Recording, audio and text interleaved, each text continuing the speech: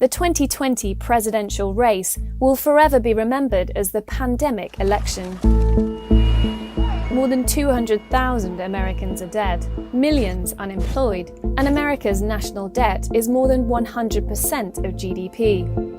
Little surprise that President Trump's handling of the pandemic has been the defining issue of the election.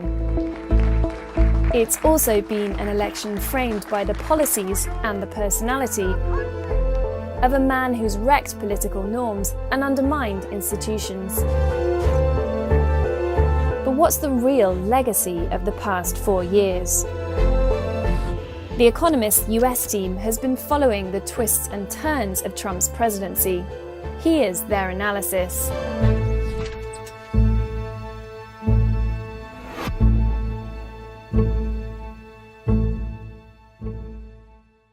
In 2019, Donald Trump presided over America's lowest unemployment rate in 50 years, a buoyant stock market, and a fast annual wage growth among the lowest paid workers.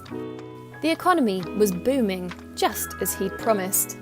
I have made billions of dollars in business-making deals. Now I'm going to make our country rich again. Trump's tax cut bill was signed within a year of taking office, cutting corporate tax from 35% to 21% and decreasing taxes for around 65% of working Americans in 2018, but particularly for the rich. If you look at the tax cuts and what they actually did, they were fairly regressive. I think it's certainly the case that if you inject funds into the economy by cutting taxes, then that's going to give the economy some juice. That had something to do with the economy's health in the run-up to the pandemic. Trump's tax cut splurge helped America's GDP grow faster than expected compared with the rest of the rich world. It also meant it had a bigger budget deficit going into the COVID-19 crisis. When the pandemic hit, Congress implemented the world's largest fiscal package. The Senate did unanimously approve an historic $2 trillion relief bill. They'll sign the single biggest economic relief package. At the moment, while the economy is really struggling, there's no sign of inflation. Interest rates are very, very low. There are no signals really out there saying that you need to stop borrowing right now.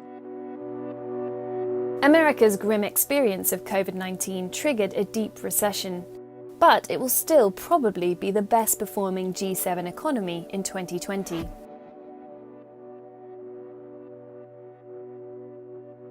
The future does not belong to globalists. The future belongs to patriots. The future belongs to sovereign and independent nations.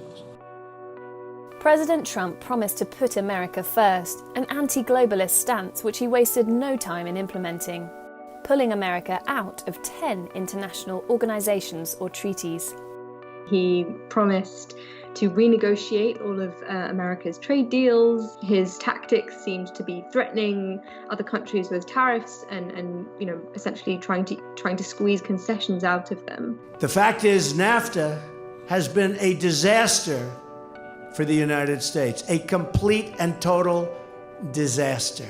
His critics said that this is a very, very dangerous strategy because the risk is you toxify politics in the other countries that you're dealing with. And so if you enter a negotiation essentially promising to bully the other side into submission, the risk is it just kind of blows up in your face. Yet, clearly, there were all these deals.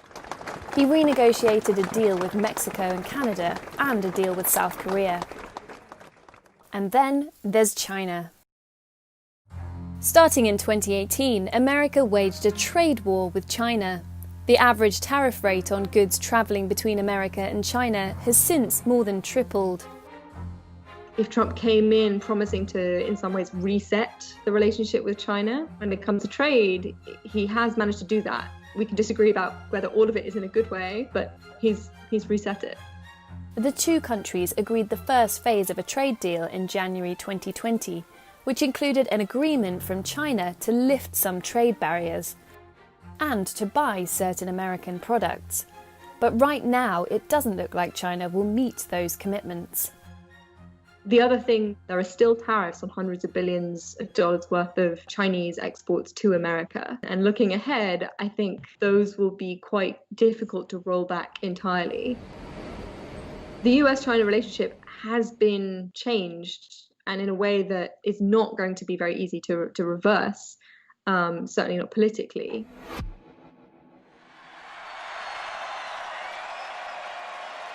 We will build a great wall along the southern border, and Mexico will pay for the wall. It's one of the pledges that launched Trump's campaign and helped win him the White House. So how much impact has Trump had on immigration? And so Mexico has not paid for the wall, and he has not built much new wall, but the wall on the southern border is real, and he has taken funds from the Defense Department to pay for it. He has also changed the asylum system. He has made it much harder for people fleeing persecution to claim asylum at the southern border. I think last year, for the first time, Canada overtook the United States as the country that settles the most refugees. Trump's administration slashed the number of refugee admissions from 108,000 by the end of 2016 to 24,000 by the end of 2019. Under Trump, the number of migrants in detention centres has increased. The tone and intention of his policies has been clear and unwavering. Children and adults are seen huddled together in the building that's divided up into chain-link fencing that looks like a cage. It was a statement that immigration was something that was not desirable, and that has been the main focus of his presidency. Many of the policies that grabbed the headlines were enacted by executive orders signed by the president without needing to be passed through Congress. This is border security, immigration enforcement and improvements. Very important. We've been talking about this right from the beginning. Which means, in theory, they could be reversed by the same process. That may be true as a technical matter, but the extent to which he has changed America's stance on immigration, the extent to which he has turned the Republican Party away from the long-standing bipartisan consensus that we are a nation of immigrants, and that's a source of strength and pride, can't be so easily undone. Also, the sheer number of changes he's made is going to be really hard for a Biden administration, if indeed that's what we have, to contend with, because it's going to be coming into office and having to deal with a depressed economy, with a pandemic, with probably calls for government reform. There's just a limited amount of political capital.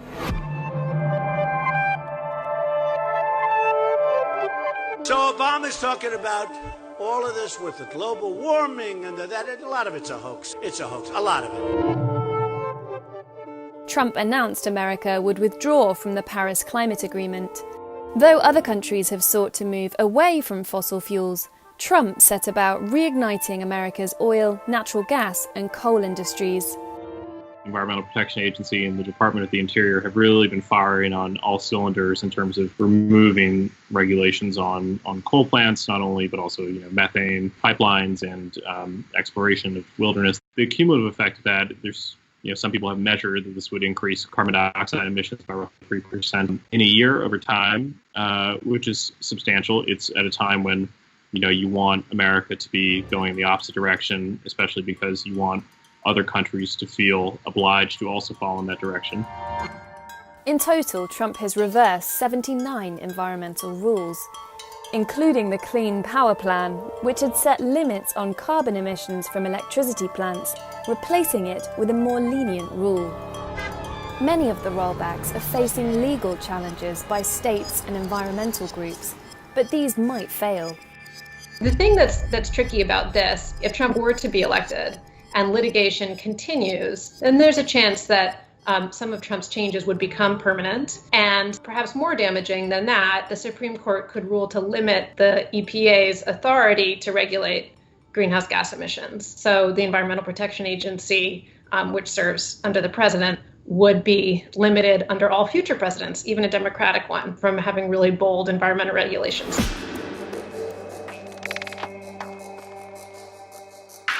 When I got in, we had over 100 federal judges that weren't appointed. It was like a big, beautiful present to all of us. Trump has appointed 217 federal judges, including 161 to district courts. 53 to courts of appeal, and 3 to the Supreme Court. It is my honor to nominate Amy Coney Barrett.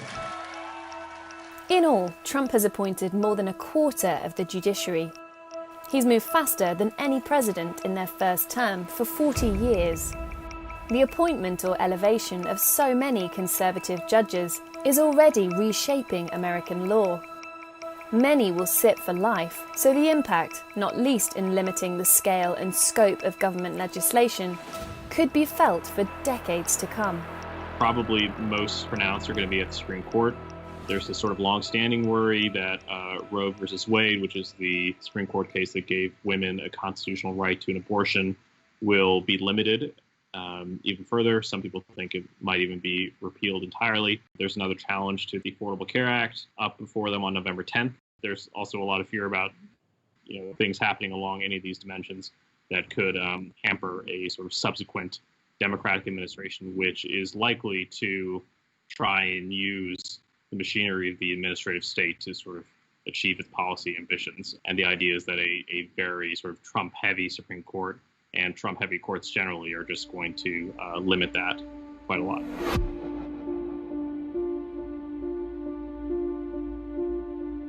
Perhaps Trump's most enduring legacy will go far beyond policy. When you report fake news, you are the enemy of the people. 4 years of lies and bullying have inflamed political discourse in America. Partisanship and polarization have been increasing for many decades before Trump came onto the scene. You can say that Trump is sort of a symptom of that polarization, but that he's also accelerated it in some ways. Obama was seen as hugely divisive. Trump is seen as divisive. The difference is Barack Obama made conscious efforts to reach out to people who disagreed with him. Donald Trump has not done that. And so even to the extent that every president is divisive, he has reveled in the divisiveness in a way that past presidents have not. I'd like to punch him in the face, I'll tell you. So if you look at sort of measures of how Republicans feel about Democrats and Democrats feel about Republicans, you look at whether people talk about the other party as evil or immoral, or all these sorts of kind of extreme measures, they all go up during the Trump administration. A recent survey found that 1 in 5 Americans believed violence could be justified to some extent if the other party wins the impending election. But America isn't just fractured along political lines. And you see that the Republican parties increasingly become a party of white identity. If you identify as having racially conservative views on African Americans, you're much more likely to become a Republican now than ever before. Trump has just accelerated the polarization along these identity lines. And even if he loses, it will still be the case. If he wins, obviously, we have another 4 years to assess his legacy. If he loses, I think that he exposed and invigorated a part of American culture that some had ignored in the past. And I don't think that that's going away. I'm Samir Keynes, The Economist's Trade and Globalization editor. You can follow our coverage of the 2020 election and what happens next by clicking on the link opposite. Thanks for watching.